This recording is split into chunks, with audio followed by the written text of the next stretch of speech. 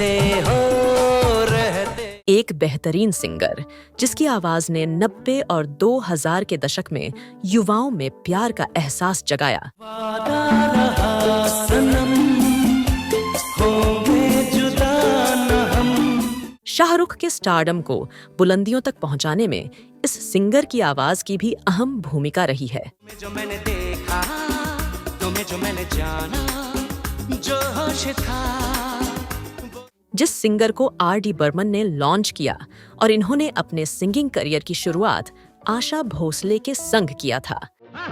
बादों की शाम आई, यारों के नाम आई, छलकाती जाम आई दीवार। इस गायक की आवाज का जादू लोगों के दिलों पर ऐसा छाया कि ये कुमार सानू और उदित नारायण के दौर में सबसे महंगे सिंगर बन गए। चलने लगी है हवाएं, सागर भी। साल 2014 के फोर्ब्स की 100 पॉपुलर इंडियन सेलिब्रिटीज की लिस्ट में शुमार रहे इस सिंगर का नाम है अभिजीत भट्टाचार्य। कभी यादों में आऊं, कभी ख्वाबों। करीब 1000 फिल्मों में 6000 से ज्यादा गाने गाकर ये घर घर मशहूर हो गए। लेकिन अचानक कुछ ऐसा हुआ कि इनका कोई नाम लेने वाला नहीं रहा और आज ये गुमनामी में वक्त काट रहे हैं। बड़ी मुश्किल है, खोया मेरा दिल है, कोई उसे ढूंढ के लाए ना। इस सिंगर के साथ ऐसा कैसे हुआ? इसकी वजह भी हैरान करने वाली है। ना तो इनके साथ किसी ने साजिश की और ना सुनने वालों का इनसे मोह भंग हुआ, बल्कि ये खुद ब खुद अपने दुश्मन बन बैठे। तेरी आंखें झुकी झुकी, ये तेरा चेहरा खिला खिला, बड़ी किस्मत वाला। कामयाबी और शोहरत शिखर पर हो तो इसे कम लोग ही पचा पाते हैं। ऐसे ही एक सिंगर हैं अभिजीत भट्टाचार्य। झाझरिया, उसकी छनक गई चुनरी। 90 के दशक में जिन सिंगर्स ने इंडस्ट्री से लेकर अपने फैंस के दिलों पर राज किया, उनमें से एक अभिजीत भी है। इन्हें एक समय पर शाहरुख खान की आवाज कहा जाता था। इन्होंने शाहरुख की कई हिट फिल्मों में अपनी आवाज का जादू चलाया है। जरा सा झूम लूं मैं, अरे नारे नारे ना, जरा सा घूम लूं मैं। अरे नारे नारे ना। अभिजीत की आवाज की मिठास ने उन्हें शोहरत और कामयाबी की बुलंदियों पर पहुंचाया। वहीं इनकी जुबान की कड़वाहट और बड़बोलेपन ने इन्हें गुमनामी के अंधेरे में धकेल दिया। जब भी कोई लड़की देखूं, मेरा दिल दीवाना बोले ओले ओले ओले ओले ओले ओले। इनके बड़बोलेपन की मिसाल देखिए। इन्होंने पाकिस्तानी गजल सम्राट गुलाम अली को बेशर्म और शादी का कव्वाल तक कह डाला। करियर के टॉप पर इस सिंगर की एक गलती, ईगो और बड़बोलेपन ने कैसे इनका चमकता करियर डुबा दिया, जानेंगे इस पेशकश में आगे। तौबा तुम्हारे ये इशारे, हम तो दीवान। साथ ही बताऊंगी कि अपने बयानों और बड़बोलेपन के लिए मशहूर अभिजीत ने ऐसा क्या कह दिया था कि लोगों ने इनके गाने पर बैन लगाने तक की मांग कर डाली थी। गुरिया चुराना मेरा जिया, गुरिया चुराना मेरा जिया। साथ ही जानेंगे कि हिट एंड रन केस में सलमान खान का बचाव करने वाले अभिजीत ने भाईजान की देशभक्ति पर सवाल खड़ा करते हुए क्यों कहा था कि सलमान मेरी नफरत के लायक भी नहीं, और उन्हें खुला चैलेंज कर दिया था। चोरी चोरी सपनों में आता है कोई, सारी सारी रात जगाता। और अंत में बताऊंगी कि एक वक्त शाहरुख की आवाज रहे अभिजीत ने किंग खान के लिए गाने से खुलेआम क्यों इनकार कर दिया और कहा कि शाहरुख खान लोगों का इस्तेमाल करते हैं और अपनी सफलता के रास्ते में किसी को नहीं आने देते। सुनो ना, सुन लो ना, हम सफर मुझी को। इन सारी बातों पर विस्तार से आने से पहले जान लेते हैं कि सीए की पढ़ाई करने वाले अभिजीत अपने घर वालों की मर्जी के बगैर कैसे बन गए मशहूर सिंगर। आँखों में बसे हो तुम, तुम्हें दिल में छुपा लूंगा, जब चाहो तुम्हें देखो। अभिजीत भट्टाचार्य का जन्म 30 अक्टूबर 1958 को कानपुर में हुआ था। इनके पिता का नाम धीरेंद्रनाथ भट्टाचार्य था, जो कि एक बिजनेसमैन थे, जबकि मां कमला देवी भट्टाचार्य हाउसवाइफ थीं। 4 भाई बहनों में अभिजीत सबसे छोटे हैं। अभिजीत की शुरुआती पढ़ाई कानपुर से ही हुई। बचपन से ही वो किशोर के गानों को बड़े शौक से सुनते थे और उन्हीं को सुनकर गाने सीखते भी थे। दीवाना लेके आया है दिल का तराना। कानपुर के क्राइस्ट चर्च कॉलेज में बीकॉम करने के दौरान ही वो अपने म्यूजिक के शौकीन दोस्तों के साथ मिलकर स्टेज शो करने लगे थे और शहर में काफी पॉपुलर हो गए थे। अभिजीत के पिता की ख्वाहिश थी कि ये सीए बने, लेकिन इन्हें तो गायकी में करियर बनाना था। हाँ, पिता की तसल्ली के लिए ये जरूर कह दिया कि वो मुंबई जाकर सीए की पढ़ाई करेंगे। सिंगर बनने का ख्वाब लेकर अभिजीत 1981 में मुंबई आ गए और पिता से किया वादा पूरा करते हुए यहीं से सीए की पढ़ाई भी पूरी कर ली। अभिजीत मुंबई आ तो गए, लेकिन यहाँ का जीवन आसान नहीं था। उनका असली संघर्ष मुंबई आने पर ही शुरू हुआ। ये संघर्ष केवल काम पाने का नहीं था, बल्कि माया नगरी में सर्वाइवल भी एक चुनौती थी। रोटी और छत की जरूरत को पूरा करने के लिए अभिजीत को क्लर्क समेत कई छोटे मोटे काम करने पड़े थे। लड़की देखी मुंह से सीटी बजे हाथ से ताली साला आइला उपमा आएगा पोरी आले आले। अभिजीत को सबसे पहले संगीतकार R.D. बर्मन ने 1982 में एक बंगाली फिल्म अपरूपा में गाने का मौका दिया था। इसके बाद 1983 में अभिजीत ने फिल्म मुझे इंसाफ चाहिए के लिए गाना गाया था, जिसके संगीतकार थे लक्ष्मीकांत प्यारेलाल। इन दोनों फिल्मों से कोई फायदा न हुआ और अभिजीत अपनी कोई पहचान नहीं बना पाए।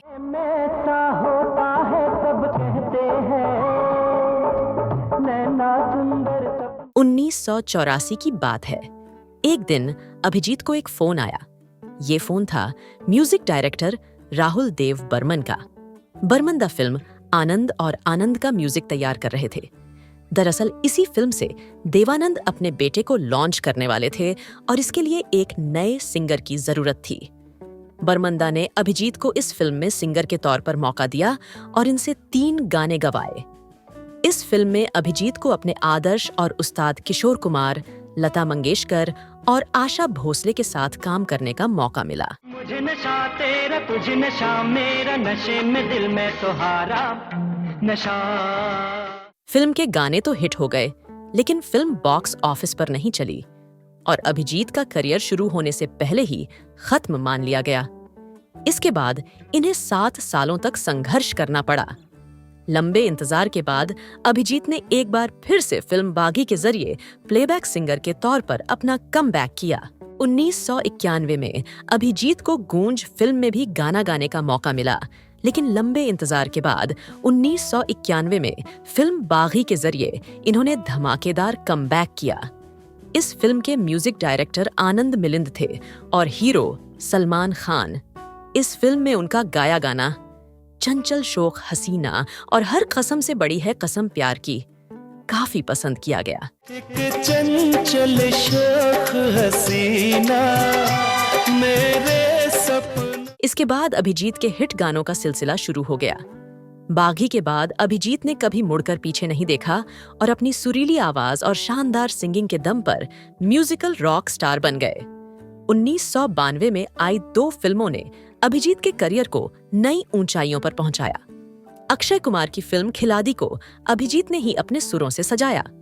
इसके बाद 1994 में फिल्म ये दिल लगी का गीत ओले ओले बहुत मशहूर हुआ। वहीं अक्षय पर फिल्माया गया वादा रहा सनम। ऐसे ब्लॉकबस्टर हुए कि एक सिंगर के तौर पर अभिजीत घर घर में पॉपुलर हो गए और उनकी चर्चा बॉलीवुड के एक टैलेंटेड सिंगर के तौर पर होने लगी।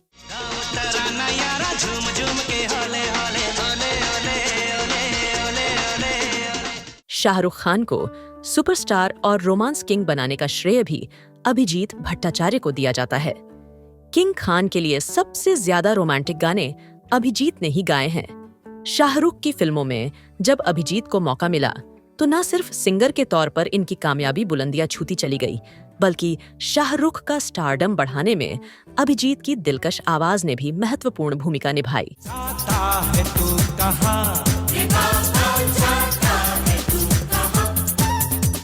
यूं तो अभिजीत ने पहली बार किंग खान की फिल्म में साल 1993 में बहुचर्चित फिल्म डर में गाया था, लेकिन 1995 में आई फिल्म दिलवाले दुल्हनिया ले जाएंगे, जिसके गाने जरा सा झूम लूं मैं, ने इन्हें शाहरुख खान का सबसे पसंदीदा सिंगर बना दिया। इसी के बाद अभिजीत शाहरुख की लगभग हर फिल्म में आवाज बनने लगे थे।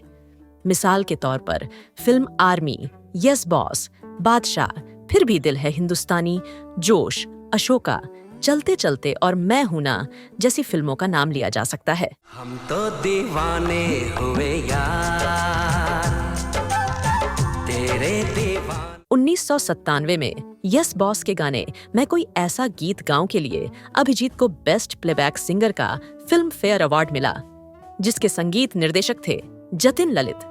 शाहरुख की फिल्मों के अलावा अभिजीत ने 90 और 2000 के दशक में संजय दत्त, अक्षय कुमार, गोविंदा, सुनील शेट्टी, सैफ अली खान, सलमान खान, ऋतिक रोशन, अजय देवगन और रणबीर कपूर जैसे स्टार्स के लिए एक से बढ़कर एक गाने दिए। तेरे ख्यालों की मलका, चारों तरफ तेरी छैया रे। इस दौरान अभिजीत कुमार सानू, उदित नारायण, सोनू निगम जैसे कामयाब सिंगर्स के बीच अपनी अलग पहचान बनाने में कामयाब हुए।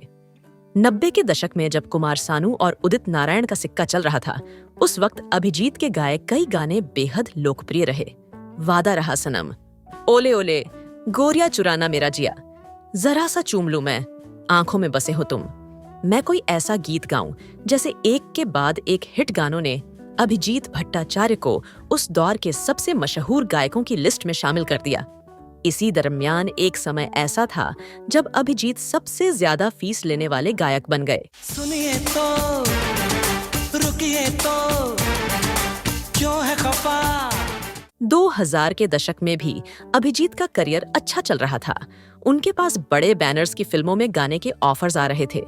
लेकिन वक्त बदलने के साथ ही कुछ चीजें भी बदल गई थीं। 90 के दौर में कुमार सानू, उदित नारायण, सोनू निगम और अभिजीत जैसे सिंगर्स का स्टारडम जहां किसी एक्टर्स और सुपरस्टार्स की तरह ही हुआ करता था, वहीं 2000 के दौर में सिंगर्स सुपरस्टार से पीछे छूटते चले गए। देखते ही देखते दिल खो गया, दिल खो गया तो प्यार। अभिजीत को लगता था कि उनके गाए गानों ने शाहरुख को सुपरस्टार बना दिया, जबकि इसका खुद उन्हें वो क्रेडिट नहीं मिला जैसी कि उम्मीद थी। इसका असर ये हुआ कि अभिजीत शाहरुख की फिल्मों में गाने से बचने लगे और आगे चलकर तो शाहरुख की आवाज बनने से उन्हें चिढ़ होने लगी। इसी चिढ़ में उन्होंने कई ऐसी बातें बोल दी जो उनके करियर पर भारी पड़ गया। चांद तारे तोड़ लाऊं सारी दुनिया। अभिजीत ने शाहरुख के लिए क्यों गाना बंद कर दिया, इसकी वजह बताते हुए खुद अभिजीत ने कहा था कि किसी भी एक्टर को स्टार बनाने में गायकों की अहम भूमिका होती है, लेकिन जब मैं हूं ना और ओम शांति ओम में मुझे क्रेडिट नहीं दिया गया तो मैं अपमानित महसूस कर रहा था और इसी के बाद मैंने शाहरुख खान की फिल्मों में गाना बंद कर दिया। अभिजीत ने अंतिम बार शाहरुख खान के लिए फिल्म बिल्लू बार्बर में 2009 में गाना गाया। जरा सी सावरी है वो, जरा सी बावरी है वो सुर में की। अभिजीत ने शाहरुख के लिए गाना बंद कर दिया। यहाँ तक तो ठीक था, लेकिन उन्होंने अपने बेबाक बयानों और बड़बोलेपन में ऐसी ऐसी बातें कह डाली जो यकीनन किंग खान को बुरी लगी होंगी। अभिजीत ने लहरें रेट्रो के साथ बातचीत में कहा था कि शाहरुख खान बहुत कमर्शियल इंसान हैं जो दूसरे लोगों का इस्तेमाल करते हैं और अपनी सफलता के रास्ते में किसी को नहीं आने देते। इसी इंटरव्यू में कई बातों को लेकर अभिजीत ने शाहरुख की तारीफ भी की थी, लेकिन हेडलाइन नेगेटिव बातों पर बनी। अभिजीत ने कहा था कि उन्होंने अपने और शाहरुख खान के बीच पर्सनैलिटी के भेद को मिटाने की कोशिश की है, लेकिन इसका कोई फायदा नहीं हुआ। उन्होंने आगे कहा कि उन्हें ये नहीं समझ में आया कि जब शिरीष कुंदर जैसे व्यक्ति के साथ शाहरुख समझौता कर सकते थे, तो क्या वो उनके साथ अपनी गलतफहमियों को नहीं सुलझा सकते थे। अभिजीत ने कहा कि शाहरुख खान के इसी घमंडी स्वभाव के कारण उन्होंने उनके लिए गाना बंद कर दिया। कोई हीरो यहाँ, कोई जीरो यहाँ, कोई स्टार है। इतना ही नहीं, एक बार अभिजीत ने एक न्यूज चैनल पर कहा था कि मेरी आवाज ने शाहरुख को सुपरस्टार बनाया है। जब मैं उनके लिए गाता था तो वो रॉक स्टार थे, लेकिन जब बंद कर दिया तो शाहरुख लुंगी डांस पर आ गए। शाहरुख और सलमान को लेकर आए दिन विवादित बयान देने के चलते न सिर्फ फिल्मों के प्रोड्यूसर्स बल्कि समूची म्यूजिक इंडस्ट्री उनसे किनारा करने लगी और अभिजीत अचानक घर बैठ गए। ये करीब 2009 के बाद की बात है। काम के नाम पर अब उनके पास सिर्फ स्टेज शो था। जाऊं कहां कि दुनिया में आके। अभिजीत भट्टाचार्य ने शाहरुख ही नहीं बल्कि भाईजान यानी सलमान खान से भी जमकर पंगा लिया और कई बार उन्हें जमकर खरी खोटी सुनाई। आपको यह जानकर हैरानी होगी कि अभिजीत ने हिट एंड रन केस के दौरान सलमान खान को सपोर्ट किया था। उन्होंने भाईजान का फेवर करते हुए कहा था कि कुत्ता रोड पर सोएगा तो कुत्ते की मौत मरेगा। सड़कें गरीब के बाप की नहीं हैं। उनके इस बयान की काफी आलोचना हुई थी। इस बात को लेकर विवाद हुआ तो लोग अभिजीत के गाने पर बैन लगाने तक की मांग करने लगे। विवाद बढ़ता देख उन्होंने भले ही बाद में इस बयान पर माफी मांगी, लेकिन लोगों के दिल में उनकी ये बातें चुभ गई थीं।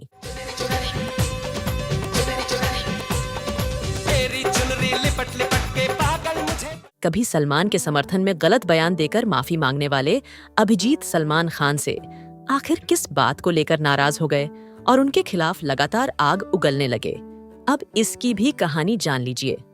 दरअसल इसकी शुरुआत साल 2016 में उरी अटैक के वक्त हुई। तभी सलमान की फिल्म सुल्तान रिलीज हुई थी।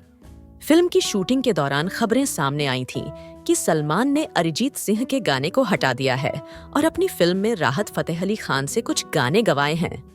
उस वक्त उरी में हुए आतंकी हमले को देखते हुए अभिजीत ने कहा था कि सलमान खान अपनी फिल्मों में लगातार पाकिस्तानी सिंगर जैसे आतिफ असलम और राहत फतेह अली खान को गाने देते रहे हैं, जिससे भारतीय सिंगर्स को बॉलीवुड में कम मौके मिल रहे हैं। और उन्होंने ये भी कहा कि सलमान पाकिस्तानी गायकों का पक्ष लेते हैं और आगे कहा कि सलमान को अपने देश के लिए वफादारी दिखाने में शर्म आती है। इतना ही नहीं, अभिजीत ने ये तक कह डाला कि इंडियंस को पाकिस्तानियों से देशभक्ति सीखनी चाहिए। चलते हैं कानों से पारा। इसके कुछ समय बाद 2019 में अभिजीत भट्टाचार्य ने सलमान के पाकिस्तानी सिंगर्स से गवाने को लेकर कई सवाल उठाए थे। इंडिया टुडे के एक इवेंट में अभिजीत ने कहा था कि सबसे दुख और सबसे ज्यादा गंदगी तब हुई है कि जब सलमान खान ने हमारे देश के एक सिंगर का गाना पाकिस्तानी सिंगर से डब करा दिया। वो उभरता हुआ सिंगर था। यही नहीं, इसमें सोनू निगम का गाना भी शामिल है। इस दौरान अभिजीत भट्टाचार्य ने सलमान को चैलेंज करते हुए कहा था कि अगर हिम्मत है तो मुझसे गाना गवाओ और उसे किसी पाकिस्तानी सिंगर से डब करके दिखाओ। आंखें भी होती है दिल की जुबान। साल 2016 में अभिजीत के बड़बोलेपन और बदजुबानी की एक और बड़ी मिसाल देखने को मिली। दरअसल उरी में अटैक के बाद भारत पाक में बहुत तनाव था। इसी दरमियान गजल गायक जगजीत सिंह की चौथी पुण्यतिथि पर उन्हें श्रद्धांजलि देने के लिए मुंबई और पुणे में एक कॉन्सर्ट होना था, जिसमें पाकिस्तानी गजल किंग गुलाम अली शिरकत करने वाले थे। शिवसेना ने इस कॉन्सर्ट को नहीं होने देने की धमकी दी थी, जिसके बाद इस कार्यक्रम को रद्द कर दिया गया। इस घटना का समर्थन करते हुए अभिजीत ने सिर्फ गुलाम अली ही नहीं बल्कि पाकिस्तानी कलाकारों के लिए खूब भला बुरा कह डाला। ट्विटर पर उन्होंने गुलाम अली को बेशर्म और शादी का कव्वाल तक कह डाला था। इस मामले पर उन्होंने एक दो नहीं बल्कि कई ट्वीट किए। उन्होंने सबसे पहले लिखा कि कितनी बार भगाया, लेकिन इन बेशर्मों का कोई आत्मसम्मान नहीं है। इनका आतंक के अलावा कोई काम नहीं है। तन्हा चला जो उस पार मैं हूं ना। इतना ही नहीं, एक बार तो अभिजीत ने बॉलीवुड सिंगर्स की ऑटो ट्यून की आदत से खफा होकर उन पर ही तंज कस दिया।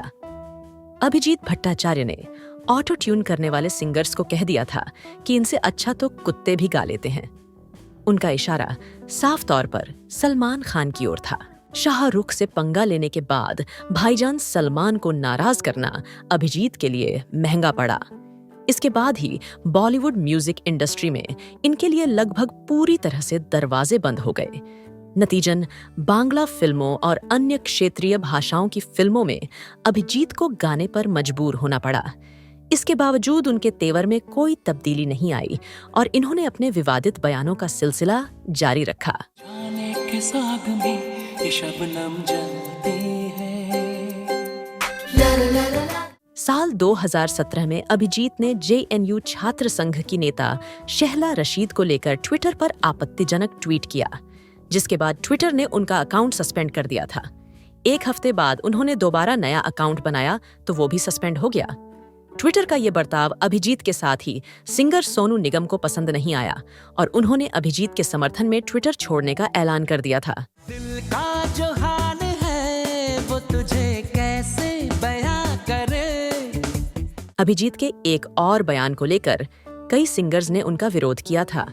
दरअसल रियलिटी शो सुपरस्टार सिंगर 3 में अभिजीत ने Indian Idol winner Salman Ali को समझाते हुए तल्ख लहजे में कहा था कि कोई भी पैसा दिया और शादी में गाने लगे तो उससे औकात कम हो जाती है। मेरी औकात है, मैं बोल देता हूं कि मैं नहीं गाऊंगा। दुनिया की कोई ताकत तुम्हें रोक नहीं सकती। खैर, इस बयान के तुरंत बाद वहां मौजूद सिंगर नेहा कक्कड़ ने जवाब देते हुए कहा था कि सर, कोई काम छोटा नहीं होता। हालांकि इस बात से अभिजीत सहमत नहीं हुए। ये वीडियो वायरल हुआ तो सिंगर मिलिंद गाबा ने अभिजीत के पुराने वीडियो अपने सोशल मीडिया पर पोस्ट किया, जिसमें खुद अभिजीत एक स्कूल फंक्शन और किसी प्राइवेट इवेंट में परफॉर्म करते नजर आ रहे हैं। चुराना मेरा जिया, चुराना मेरा जिया। खैर, ये तो रही अभिजीत से जुड़े विवादों की बात। अब एक बार फिर लौटते हैं अभिजीत दा के करियर पर। इनके फिल्मी करियर में म्यूजिक डायरेक्टर जतिन ललित का बहुत अहम योगदान रहा है, जिनके साथ उन्होंने तमाम हिट गाने दिए हैं। आपको जानकर हैरानी होगी कि स्टूडियो में सबसे लंबा गाना गाने और रिकॉर्डिंग करने का विश्व रिकॉर्ड अभिजीत के पास है। उन्होंने स्टूडियो में 18 मिनट का एक गाना रिकॉर्ड किया था। अभिजीत ने न केवल हिंदी में गाने गाए, बल्कि वो 18 अलग अलग भाषाओं में गा चुके हैं, जिसमें बंगाली, उड़िया, भोजपुरी, मराठी और गुजराती प्रमुख हैं। छोड़ के मुझको मेरा लो दिल चला है शहर की धूप में। अभिजीत ने कई नॉन फिल्मी एल्बम बनाए। Voice of India, Saregamapa, little champs जैसे कई रियलिटी शो के जज भी रहे। पिछले कुछ सालों से भट्टाचार्य लाइमलाइट से गायब थे, लेकिन अब एक बार फिर से उनकी चर्चा शुरू हो गई है। उन्होंने अमेज़न प्राइम की हिट वेब सीरीज पंचायत के 3रे सीजन में एक गाना गाया है, जिसके बोल हैं थमे दिल को। इस खूबसूरत गीत को लोग खूब पसंद कर रहे हैं और सोशल मीडिया पर यह वायरल भी हो रहा है। थामे दिल को कब से मैं खड़ा हूँ राहों में। आलोक झा ने इस गीत को लिखा है, जिसमें पुराने जमाने के गानों की झलक नजर आ रही है। इसे अभिजीत भट्टाचार्य ने कुछ इस तरह से गाया है कि पहली बार सुनने वालों को यही लगेगा कि ये किसी पुरानी फिल्म से लिया गया है। इसे अभिजीत भट्टाचार्य का जबरदस्त कमबैक माना जा रहा है। अभिजीत का ये गाना उन लोगों को भी एक करारा जवाब है, जिनका मानना है कि पुराने गानों का क्रेज और उन्हें पसंद करने वाले लोगों की संख्या अब काफी कम हो गई है। छुपता नहीं छुपाने से तेरा। अभिजीत की निजी जिंदगी की बात करें तो इन्होंने फैशन डिजाइनर सुमति भट्टाचार्य से 1990 में शादी की थी। उनके 2 बेटे हैं, ध्रुव अभिजीत भट्टाचार्य और जय अभिजीत भट्टाचार्य। मैं अगर सामने आ भी जाया करूं लाज़मी। तो ये थी सिंगर अभिजीत भट्टाचार्य की अब तक की जिंदगी की कहानी।